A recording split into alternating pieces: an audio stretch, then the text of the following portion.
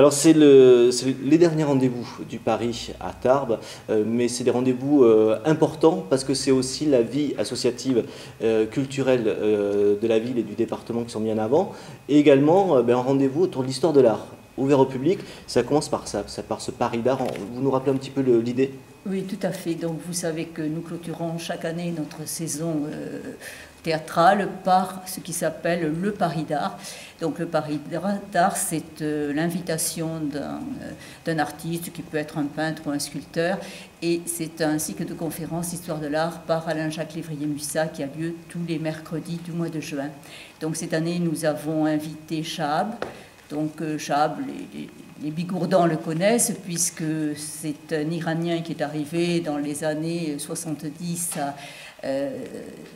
dans les Pyrénées et qui s'est pris d'affection pour le site de la minoterie qui était à l'époque une friche. Donc il a réhabilité la minoterie pour en faire un lieu consacré à l'art et pour en faire une artothèque. Donc en même temps, bien sûr, qu'il invite de nombreux artistes à Naï, c'est également lui-même un artiste qui est un peintre et un sculpteur. Donc vous allez pouvoir voir au Paris des œuvres de Chahab. Et expliquer, c'est tout l'intérêt de ces rendez-vous, conférences autour de l'histoire de l'art aussi, c'est que on va rencontrer un artiste et puis on va apprendre un petit peu la vie, le travail des artistes à travers cet excellent conférencier qui fait toujours ça le comble. Tout à fait. Alain-Jacques Lévrier-Mussat a un public fidèle et effectivement, chaque année, il est réclamé par son public. Donc, il vient avec 4 conférences autour d'artistes majeurs de la première partie du XXe siècle. En fait, des artistes qui viennent de pays étrangers et qui se sont installés en France ou avant la Première Guerre ou dans les 20 premières années du XXe siècle. Donc ces artistes, nous avons Marc Chagall. Donc Marc Chagall, tout le monde le connaît, artiste russe qui est arrivé en France assez jeune, qui a fréquenté les artistes de sa génération, qui a dû... il a été poursuivi, bien sûr, il était juif, donc il a été poursuivi par le régime de Vichy, il a dû s'exiler aux États-Unis, et il est revenu en 1948 en France, et on lui doit effectivement de nombreux tableaux. Il a beaucoup travaillé sur le folklore russe, sur la mythologie, sur la religion russe, et les Français connaissent surtout Le Plafond de l'Opéra, qui est une de ses œuvres majeures. D'autres artistes qu'on va pouvoir découvrir également durant tout ce mois de juin? Alors ensuite, nous avons Modigliani. Donc Modigliani, artiste italien, artiste qui de son vivant n'a pas très bien gagné sa vie.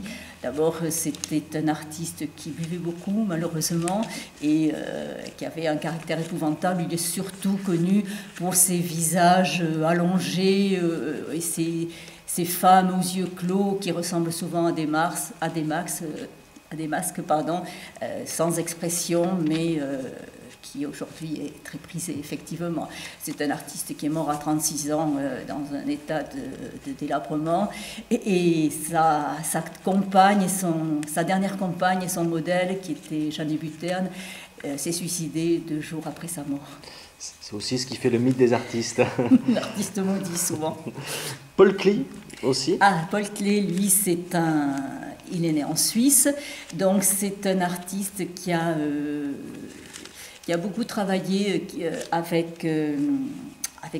a connu Kandinsky, qui a connu tous les artistes de cette époque. Il est considéré un peu comme un artiste abstrait. En fait, son œuvre, si on regarde un petit peu, est composée de signes géométriques, de carrés accumulés les uns contre les autres, quelquefois des visages, mais qui sont souvent un peu décalés, comme la période de Picasso.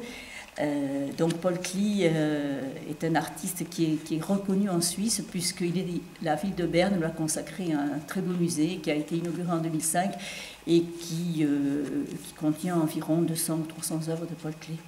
Et le dernier rendez-vous, ça sera le 27 juin, en pleine fête de Tarbes, quasiment, oui. Autour d'Alberto Giacometti. Voilà, Alberto Giacometti, donc... qui est aussi connu du grand public. Alors Giacometti, c'est pareil, il est arrivé à Paris dans les années 1920. Il a commencé par fréquenter les surréalistes, après il en a été très vite exclu, donc c'est un sculpteur. On reconnaît bien l'œuvre de Giacometti, puisque ce sont des personnages étirés. Son œuvre principale qui a été faite à plusieurs exemplaires, c'est L'homme qui marche, qui il y a quelques années a obtenu un prix, c'est vendu à un prix énorme chez Christie's, je crois. Et il a beaucoup travaillé aussi avec Aimé Macte, dont il était un ami. Il a travaillé à la Fondation Macte, puisqu'il y a plusieurs de ses œuvres qui sont dans les jardins de la Fondation. Un dernier mot, parce qu'on aura l'occasion d'y revenir, cette dernière date se déroulera en plein Paris Passion. Oui. Un rendez-vous important pour toutes les troupes amateurs des Hautes-Pyrénées. Tout à fait, ce sera notre 5e édition du Paris Passion. Et vous savez que ce Paris Passion, qui est consacré au théâtre amateur, permet aux compagnies justement amateurs de travailler dans les mêmes conditions que les compagnies professionnelles que nous accueillons tout au long de l'année au Paris. Donc tout est mis à leur disposition, l'éclairage, le son, bien sûr la publicité que nous faisons. Donc ils arrivent et ils sont souvent très très heureux de travailler dans ces très bonnes conditions.